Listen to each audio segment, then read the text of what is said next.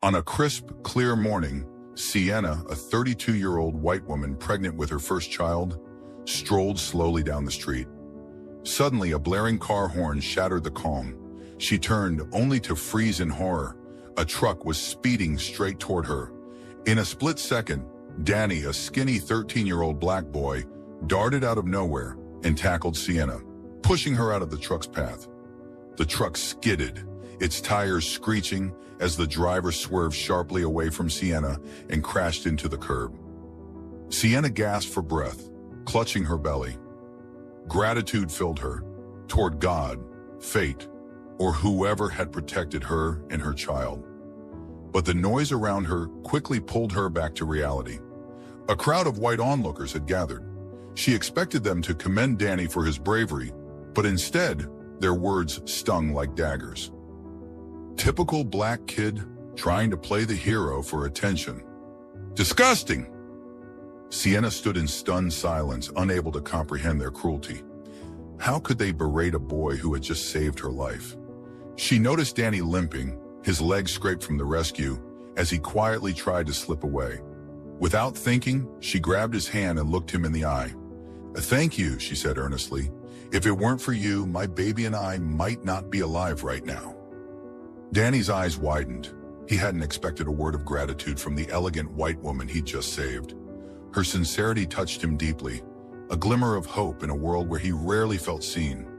But neither Danny nor Sienna knew that this moment would set off a chain of events leading to unimaginable tragedy for Danny's family. Sienna couldn't just say thank you to Danny.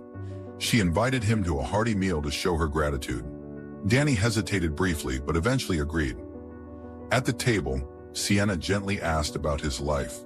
Danny opened up, his voice steady yet tinged with pain. "My family's really poor. My parents do all kinds of odd jobs just to get by. People judge us because of our skin color, so it's hard for them to find work. And now our neighborhood's about to be torn down. But the compensation isn't even enough for a new place to live. Only black communities are being forced out like this. I heard some billionaires behind the project." Sienna froze for a moment, then interrupted him. "That billionaire is my husband. If that's true, don't worry, I'll talk to him." Danny nodded but didn't dare hope too much. The meal ended, and before parting, Sienna asked for his home address. That evening, Sienna told her husband, 35-year-old billionaire Davis, everything. After a long conversation, Davis reluctantly agreed to cancel the project, sparing Danny's neighborhood. But Sienna didn't stop there. She brought Danny's family to live in their mansion. Danny's mother became the household chef, his father served as Davis's driver, and Danny was able to continue his schooling. For a while, it felt like a dream, despite the whispers and cruel remarks from others. Why would a billionaire help filthy black people? They're nothing but leeches. Danny ignored them, clinging to the hope that this happiness would last forever. But one fateful day, everything unraveled.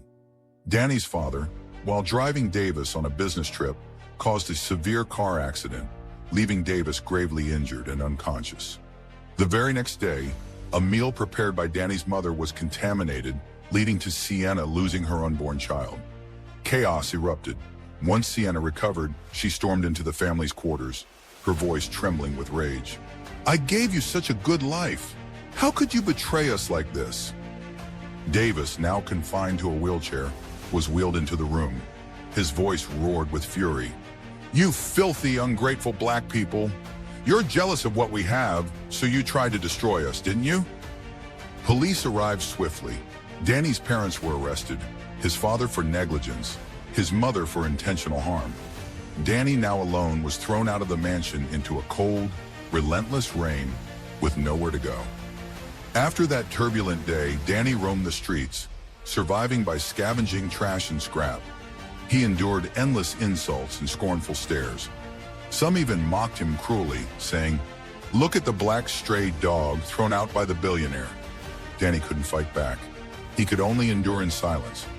One day, while rummaging through a dumpster near a luxury apartment complex, Danny spotted Davis stepping out with a young, unfamiliar white woman. They were far more affectionate than Davis had ever been with Sienna.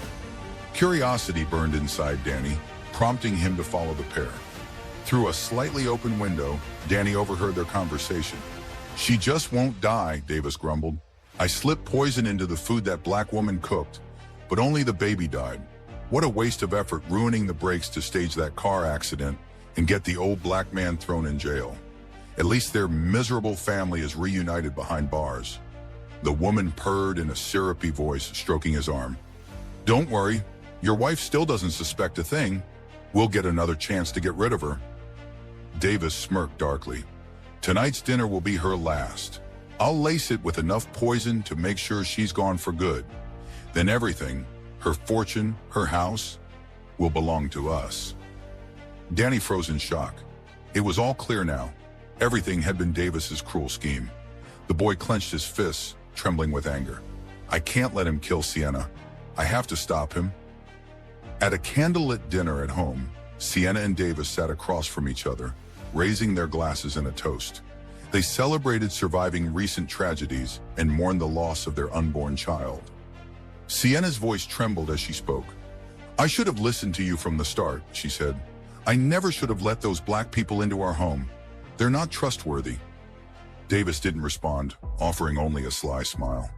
He poured wine into their glasses, but before they could drink, Danny suddenly burst into the room, just like he'd appeared out of nowhere to save Sienna on the street that day. In one swift motion, Danny snatched the wine glass from Sienna's hand. What are you doing here? Davis bellowed. I threw you out already.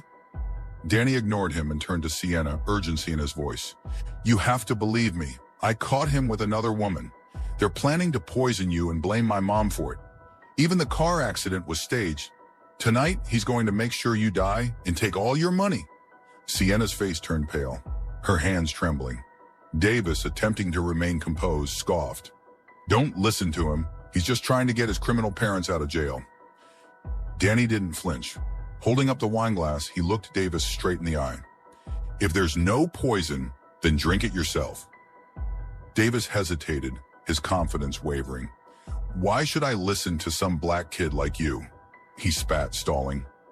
The tension in the room thickened as Sienna, torn between fear and doubt, looked back and forth between them.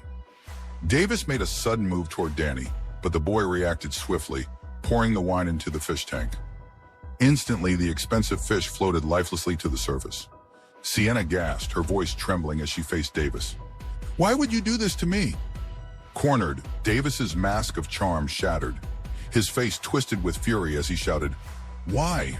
Because I'm sick of being known as the man who married rich. A lapdog serving your family with everything in your name. I planned to relocate the black neighborhood to assert my power, but you ruined that. Then you brought them into our house, feeding and clothing them on my money. To you, I'm no better than the filthy black people you pity. Sienna's tears streamed down her face. Her voice broke. But you killed our son, all for money? Davis sneered. He wasn't my son, just your family's heir. With him around, I'd never see a dime of your fortune. In this house, I was nothing compared to a child. Sienna, overwhelmed by grief and betrayal, could no longer respond. Davis, realizing he couldn't stay any longer, tried to flee. But Danny had already called the police before he came in. Davis was arrested that night, sentenced to spend the rest of his life behind bars for his crimes. Danny's parents were freed, and the family embraced in tearful joy. They vowed to return to a simple, quiet life, steering clear of wealthy circles. Sienna, now reserved and subdued, lost her faith in love. She chose to dedicate her life to charity, finding solace in helping others. As for Danny, despite the pain he endured, he held on to his compassion and belief in justice. With his family, he worked toward a brighter, better future.